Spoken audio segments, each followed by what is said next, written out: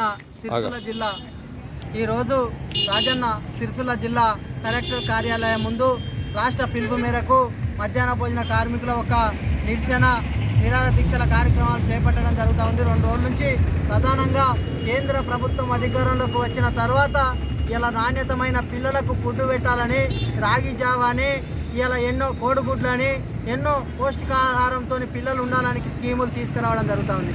కానీ ఇలా ఈ మధ్యాహ్న భోజన కార్మికులు ఈ యొక్క పెట్టడానికి ఎలాంటి అభ్యంతరం లేదు. కానీ ఎన్ని పెండింగ్ బిల్లులు ఏడాది నుంచి ఉన్నప్పటికీ ఏడప్పులు తెచ్చి పెట్టాలని చెప్పేసి మేము మోడీ ప్రభుత్వాన్ని, రాష్ట్ర ప్రభుత్వాన్ని అడుగుతూ ఉన్నాం. ఇలా సంవత్సరం పాలన నుంచి ఇలా కోడిగుడ్ల బిల్లులు పెండింగుల్లో ఉన్నాయి, మిడ్ ఛార్జీలు పెండింగుల్లో ఉన్నాయి. ఇలా జీతాలు, వాళ్ళ వేతనాలు 3,000 వేతనం ఇస్తూ ఆ వేతనాలు కూడా పెండింగ్లో ఉన్నటువంటి పరిస్థితి. ఇలా 20,000 రూపాయలు మీ ఇళ్లలో పనిచేస్తే ఆ ఒక పని మనిషికి ఇస్తూ ఉన్నారు. కానీ ఇలా పిల్లలను ఉన్నత స్థాయిలో నాణ్యతమైన ఫుడ్ పెడితే విద్యావంతులను తీర్చిదిద్దడానికి పిల్లలను తయారు చేస్తూ ఉంటే అవార్డులు పొందుతున్నటువంటి రాష్ట్ర కేంద్ర ప్రభుత్వాలు వీళ్ళ శ్రమను ఎందుకు గుర్తిస్తలేరని మేము అడుగుతూ ఉన్నాం. ఇలా వాళ్ళు కోడిగుడ్లు ఏడికెళ్ళి తెచ్చిపెట్టాలని ప్రభుత్వాన్ని మేము అడుగుతూ ఉన్నాం. ఇలా మొన్న సిలిండర్లు ఇచ్చిర్రు, వీటికి పొయ్యి లెవెల్ ఇవ్వాలని మేము అడుగుతూ ఉన్నాం.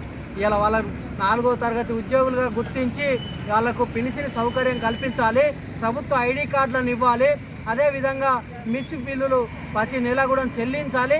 లేని వేళలో నిత్యావసర సరుకులు ప్రభుత్వం ఇచ్చి వాళ్ళకు కనీస వేతనాలు గౌరవ సుప్రీంకోర్టు చెప్పిన మాదిరిగా 26,000 వేతనం ఇవ్వాలి.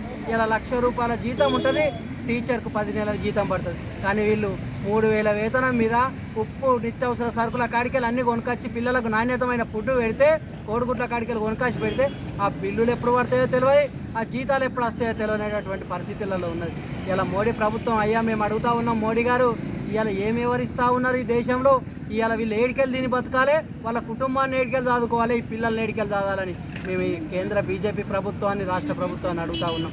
వెంటనే వాళ్ళు ఆగిపోయినటువంటి సంవత్సరం పెండింగ్ బిల్లులు చెల్లించి వాళ్ళకు ప్రభుత్వ నిత్యావసర సరుకులు అందించి సమాన పనికి సమాన వేతనం గౌరవ సుప్రీంకోర్టు చెప్పిన మాదిరిగా 26,000 వేతనం ఇవ్వని విడలో పెద్ద ఎత్తున ఆందోళన కార్యక్రమం చేయడానికి ఏఐటీసీగా సిద్ధమైనవని సందర్భంగా తెలియజేస్తూ ఉన్నాం.